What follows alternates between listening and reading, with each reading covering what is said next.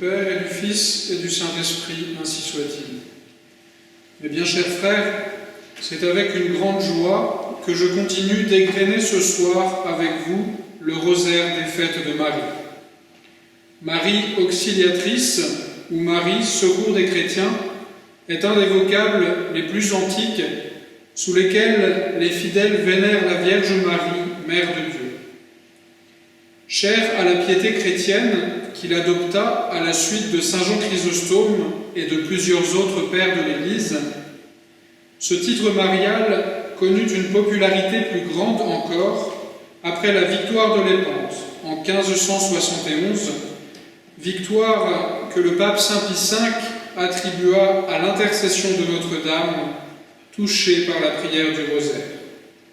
C'est d'ailleurs à cette invocation que l'invocation Auxilium Christianorum fut ajoutée aux litanies de Lorette à la demande du souverain pontife.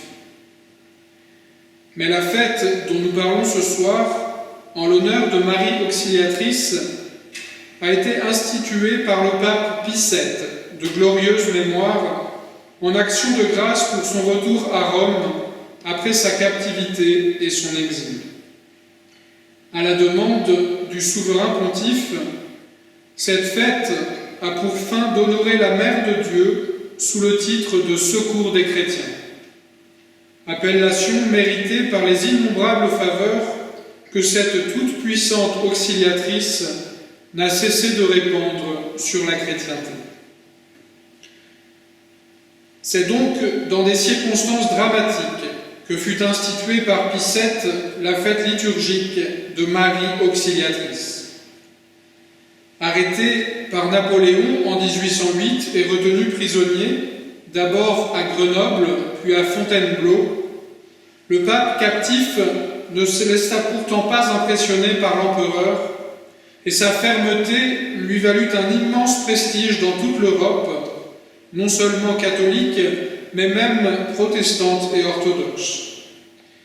Ramené à Savone en janvier 1814, après la défaite napoléonienne de Leipzig en 1813, il fut libéré le 17 mars suivant, veille de la fête de Notre-Dame de Miséricorde, patronne de la ville de Savone.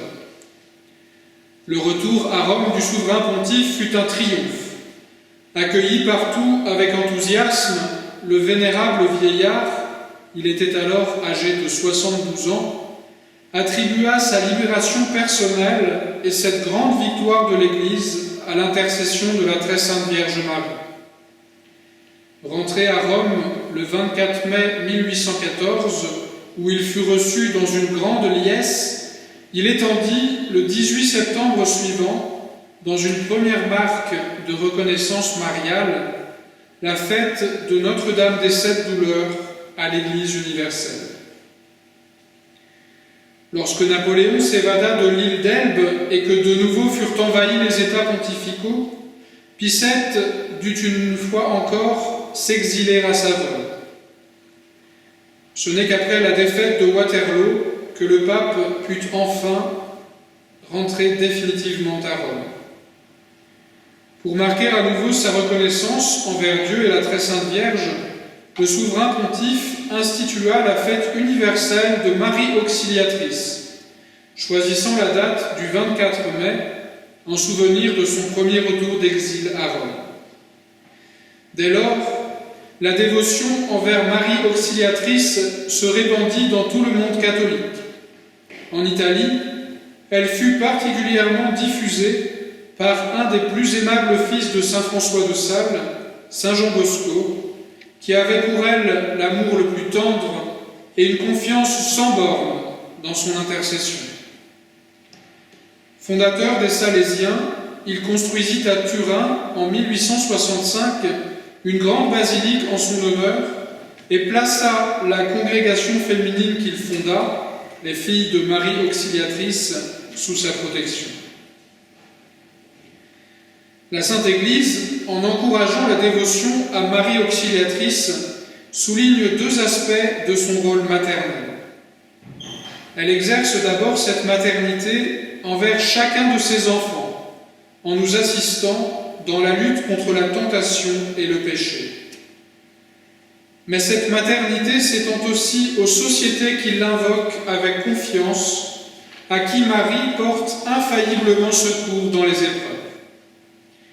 En ce temps où la Sainte Église est outragée, où la vérité et la morale sont bafouées, tournons-nous avec confiance vers Marie Auxiliatrice, qui jamais ne refuse d'aider ses enfants. Pour conclure, joignons nos supplications à celles de Don Guéranger. Recevez nos hommages, ô vous qui avez remporté la victoire. Le mal est partout, l'erreur est partout, la séduction est partout. Il n'est aucune contrée où l'Église ne soit dans la souffrance, où sa liberté ne soit violée ou menacée. Les sociétés, entraînées loin de la tradition chrétienne dans leurs lois et dans leurs mœurs, sont frappées d'impuissance et sans cesse au moment de rouler dans l'abîme. Secourez le monde dans un aussi grand péril, ô notre auxiliatrice. Vous en avez la force et le pouvoir. Ne laissez pas périr la race que Jésus a rachetée et qu'il vous a léguée du haut de sa croix.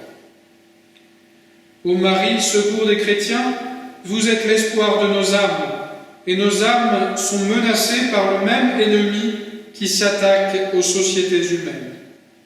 Dans sa rage infernale, il poursuit l'image de votre divin Fils dans l'homme et dans l'humanité.